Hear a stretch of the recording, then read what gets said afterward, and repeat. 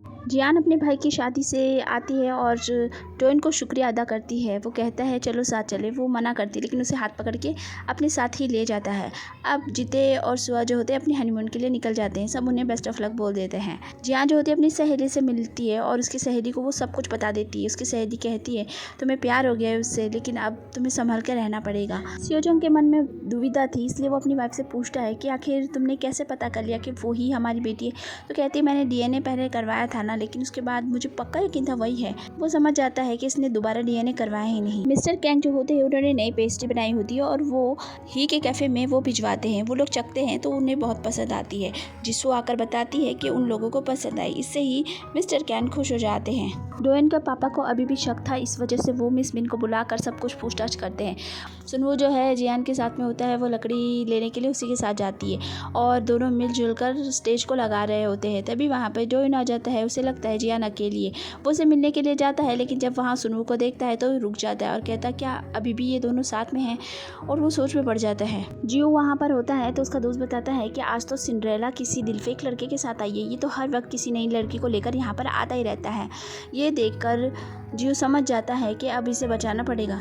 अब दोनों क्लब के बाहर ही गाड़ी में बैठे होते हैं और वो उसे किस करने की कोशिश कर रहा होता है। तभी वहाँ पर जियो आ जाता है और उसे ऐसा करने से रोक देता है। और वो कहती है तुम यहाँ पर क्या कर रहे हो? तो कहता है अरे मैं तो तुमसे मिलने आया हूँ, क्या मिल भी नहीं सकता। इवेंट की तैयारी बहुत ज़ोर शोर से चल रही होती है। सियोजन जो होते हैं बहुत ज़्यादा परेशान होते हैं। वो जियान के कमरे में जाकर देखते हैं तो उसने अभी तक वो गिफ्ट खोला भी नहीं होता है, इसलिए उन्हें शक आ जाता है। तो वो उसके बाल ले लेते हैं। इवेंट की तैयारी अच्छे से हो गई होती है और सभी मेहमान आना शुरू हो गए होते हैं। तभी पता चलता है कि एक पर्दा गायब हो गया है। जियान बोलती है कि मैं अभी आती हूँ, और वो भागी भागी जाती है और वो पर्दा ले आती है जो उस दिन उन्होंने उसे गिफ्ट में दिया था। वो जब वहाँ पर वापस पहुँचती है तो उसके पैरों में भी चोट लगी होती है। डोएन ये सब कुछ देखता है लेकिन वो खुद ध्यान नहीं करती और कहती चलो जल्दी से अपना काम कर लेते हैं।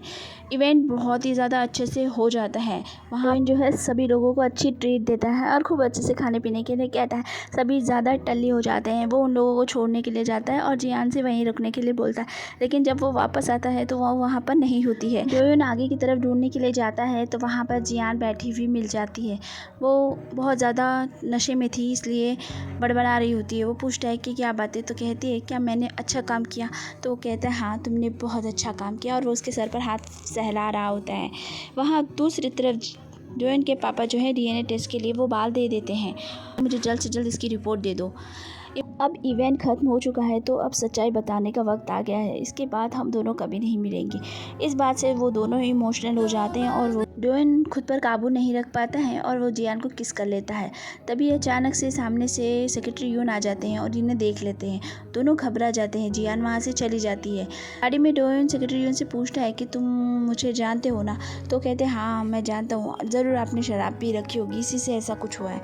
फिक्र मत कीजिए, किसी को नहीं बताऊंगा। रात में दोनों एक दूसरे के बारे में ही सोच रहे होते हैं और परेशान हो रहे होते हैं, क्योंकि इन्हें पता था अगले दिन ऑफिस में तो मिलना ही है। अब ये लोग दोनों ऑफिस में एक साथ ही आ जाते हैं और लिफ्ट में मिल जाते हैं। जियान कहती है कि कल रात में जो कुछ हुआ शराब के नशे की वजह से हुआ, इसलिए आप ज़्यादा सोचना मत। डोएन कहता है ठीक है, और वो उसे दवाई दे देता है। दवाई लेकर वो वहाँ से निकल जाती है। ऑफिस में मीटिंग होती है और वहाँ पता चलता है कि पर्दा किसने चुराया था। वो जोयन थी, इसलिए उसे पकड़ लिया जाता है। जियान के पापा काम में काफ़ी अच्छा कर रहे होते हैं और उन्हें इसके लिए पैसे भी मिलते हैं। वो बहुत ज़्यादा खुश होते हैं। अब वो जूते के डब्बे में बिल देख लेते हैं और अपने बेटे को फ़ोन करके पूछते हैं। वो बहाने बनाने लगता है कि पापा ऐसा कुछ भी नहीं है। अब सियोन को दिखाते हैं जो कि ड्राइवर के साथ बाहर घूमने जाती है और वो एक जगह पर बैठ जाती है। तभी वहाँ पर उसकी वाइफ आ जाती है और उसके साथ झगड़ा कर लेती है और बेचारी की पूरे बाल नोच देती है। ड्राइवर आकर उसे वहाँ से बचा के निकाल देता है। रियान काम कर रही थी और डोएन उसे सिर्फ देखे जा रहा था। वो जहाँ जहाँ जा रही थी वो उसके पीछे पीछे जा रहा होता है। तभी उसका दोस्त वहाँ पर आ जाता है और वो उसको लेकर बाहर जाता है और बोलता है कि क्या कर रहे थे तुम? ऐसे लग रहा था जैसे तुम उसके प्यार में पागल हो गए हो, बस उसे ही निहारे जा रहे हो। कितने घंटे हो गए ये सब करते हुए? ये सुनकर वो कहता है ऐसा कुछ भी नहीं है, तुम्हें गलतफहमी हुई है। अब एक लड़की टेबल के नीचे से कुछ निकाल रही थी, तभी उसके ऊपर प्रेस गिरने वाली थी। जियान जाकर उसे बचा लेती है। जियान का हाथ चल जाता है तो वो जाकर उसे धो लेती है। कोई जाकर डोएन को बता देता है। वो परेशान हो जाता है और यहाँ वहाँ उसे ढूंढने लग जाता है। सियोन जो होती है जियान को फ़ोन कर देती है और उसे बुला लेती है बाहर मिलने के लिए और बताती है, उसके हाल देखकर वो समझ जाती है। पहले वो उसे अपना कोट पहना देती है और फिर उसे अपने साथ ले जाती है। डोइन परेशान हालत में होता है और हर हॉस्पिटल में जा जाकर वो पूछताछ कर रहा होता है, लेकिन अभी भी उसे जियान कहीं नहीं मिली थी। जियान जो होती है सियोन को एक जगह ले जाती है और वहाँ ले जाकर उसके कपड़े चेंज करवा देती है और उसे कहती है कि फिक्र मत करो, सब ठीक है। अगली बार कभी ऐसी मुसीबत में फंस जाओ तो अपने भाई को कॉल कर लेना, वो तुम्हारी मदद ज़रूर करेगा। जियान कहती है कि मैं उन्हें क्यों करूं, मैं आपको ही करूंगी ना, आप कितनी अच्छी दीदी हो मेरी। लेकिन जियान कहती है कि नहीं, अपने भाई को फ़ोन करना, समझ गई। डोइन परेशान हालत में दरवाजे के बाहर ही घूम रहा होता है। जैसे जियान वहाँ पर आती है वो उसे पूछता है कि तुम ठीक हो ना। वो बोलती है तुम यहाँ क्या कर रहे हो, तो उसका हाथ पकड़ कर पूछता है तुम्हारा हाथ जल गया था ना। मुझे कितनी ज़्यादा फिक्र हो रही थी मैं कि कहाँ कहाँ गया हूँ तुम्हें ढूंढने के लिए, और वो बहुत ज़्यादा उसकी फिक्र और केयर कर रहा होता है। ये देखकर वो उसे कहती है कि मैं ठीक हूँ और वहाँ से निकल जाती है। वो भी समझ जाता है, इसलिए तेज़ कदमों के साथ वो चला जाता है और सोच में पड़ जाता है आखिर मैं कर क्या रहा हूँ ये सब कुछ। जियान जो है एक कमरे में जाकर रोने लग जाती है क्योंकि उससे भी तो इस बात का एहसास हो गया था। जियो के पापा जो है उसके जूते वाली दुकान पर आ जाते हैं और वो देख लेते हैं कि उनका बेटा तो यहाँ काम करता है। वो उससे पूछते हैं तो वो कहता है कि मुझसे पढ़ाई नहीं हो सकती, इतनी ज़्यादा फ़ीस है, इसलिए मैं नहीं पढ़ूंगा, मैं बिजनेस करूंगा और कुछ बड़ा बन के दिखाऊंगा, आप फिक्र मत करो मेरी। लेकिन उसके पापा को तो उसकी चिंता थी, लेकिन फिर भी वो उनकी बात नहीं मान रहा होता है, तो इसलिए वो गुस्से में वहाँ से निकल जाते हैं। अब वो सोचते हैं कि मेरी बेटी जियान जीते और अब जियो भी, ये सब कुछ लोग मुझे समझते क्या है आखिर। इसलिए इसके पापा बहुत ज़्यादा परेशान होते हैं।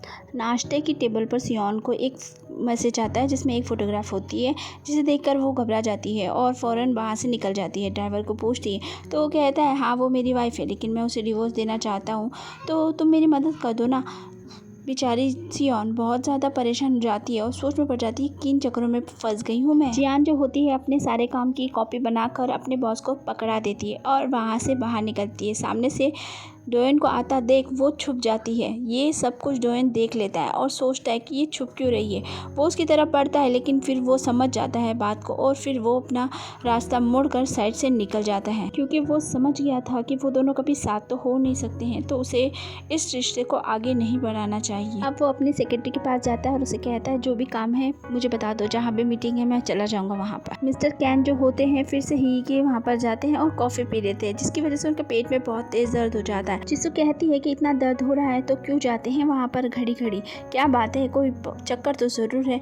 और वो उन्हें छेड़ने लग जाती है, तो कहते हैं जाओ जाओ काम करो तुम तुम्हारा। जियान बहुत उदास थी, दूर से डोइन उसे देख रहा होता है। तभी वहाँ पर जिसू आ जाती है और वो उससे बहुत बातें करती है और वो लोग बाहर चले जाते हैं। अब जियान जो होती है अपनी सहेली के साथ बैठकर अपना पूरा दुख हल्का कर लेती है। तभी उसे डोइन का फ़ोन आ जाता है और वो उसे मिलने के लिए बुला रहा होता है। जीते और सुआ भी अपने हनीमून से वापस आ चुके होते हैं और वो लोग अपना कमरा देखकर बहुत ज़्यादा खुश होते हैं, क्योंकि उनका कमरा बहुत ज़्यादा सुंदर लग रहा था। अब डोइन जो होता है जियान को जगह बता देता है कहाँ मिलना है। वो वहाँ पर पहुँच जाती है। अब वो उसके सामने बैठी होती है। डोइन पहले उसे उसका फ़ोन लौटा देता है जो उसने रख लिया था। जियान जो होती है अपनी फीलिंग्स डोइन को बता देती है और वो उसे ये भी बोलती है कि हम दोनों जानते हैं कि हम साथ नहीं हो सकते हैं। डोइन कहता है कि तुमने सही कहा, मैं ये भूल गया था, मैं हॉसन ग्रुप का वारिस हूँ और मुझे कोई हक नहीं है मोहब्बत करने का। मैं तुम्हें चाह तो सकता हूँ, तुम्हें किस कर सकता हूँ, लेकिन मैं तुम्हारे साथ नहीं रह सकता, मैं तुम्हारे लिए कुछ नहीं कर सकता।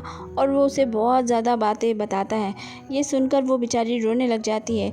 इसके बाद वो वहाँ से चला जाता है, जबकि जियान उसे सिर्फ इतना कहना चाहती थी मैं बताने जा रही हूँ तो मेरे साथ चलो, लेकिन वो सुनता ही नहीं है। बेचारी जियान घर पर पहुँचती है तो उसका एक सरप्राइज़ पहले से ही इंतज़ार कर रहा होता है। डोइन के पापा उसके सामने डीएनए रिपोर्ट रख देते हैं और कहते हैं कि इसके मुताबिक तुम हमारी बेटी नहीं हो, और तो हो कौन तुम, और उसे बहुत चिल्लाते हैं। बेचारी वहीं शॉक हो जाती है और एपिसोड हो जाता है हमारा यहीं पे ख़त्म।